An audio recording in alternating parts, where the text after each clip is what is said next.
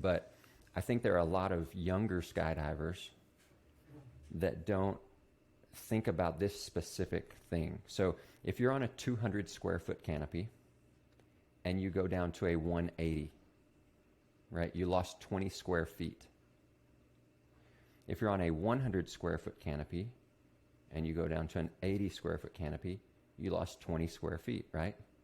Sure. So both of those, you lost 20 square feet. I think a lot of people think about that as like, oh, that's the same amount of downsizing.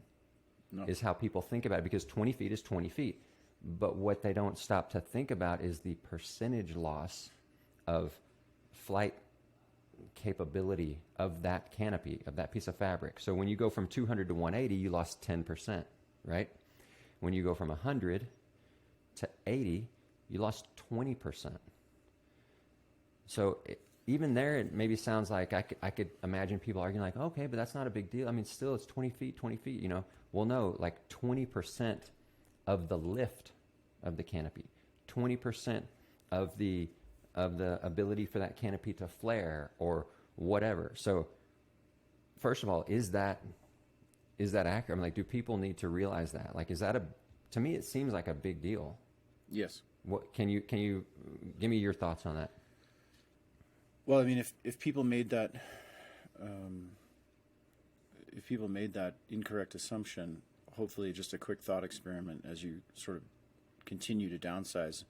And although not too many people jump a 40 square foot canopy, if you lose 20 square feet on a 40 square foot canopy, that's not the same as 200 to 180.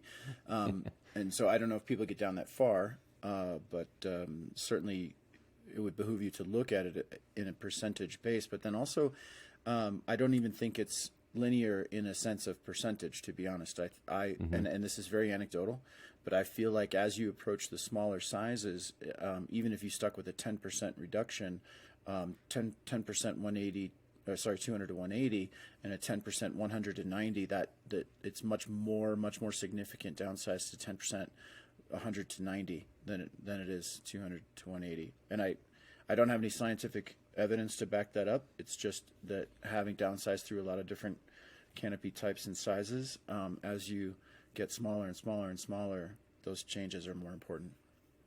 Yeah, no, actually, I think you're hitting on something really, really important, because let's say you weigh 200 pounds, okay, and you're on a 200 square foot canopy, so your wing loading is 1, right? 1 pound for every square foot of canopy. But you go down to a 180, so now it's 200 divided by 180, you're on a 1.1 is your wing loading. Let's say you still weigh 200 pounds and you're on a 100 square foot canopy. That's a 2, right?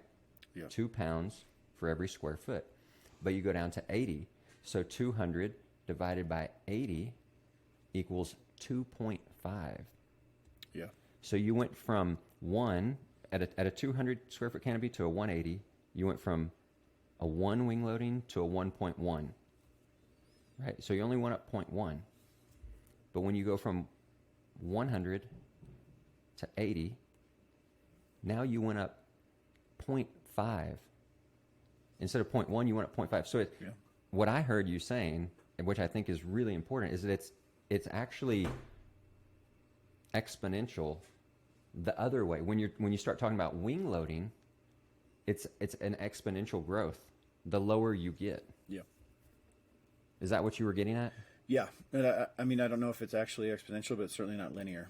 That's probably true. It's probably not exponential. That's right. Yeah. But it is somewhat parabolic. Yeah, that's a good word for it.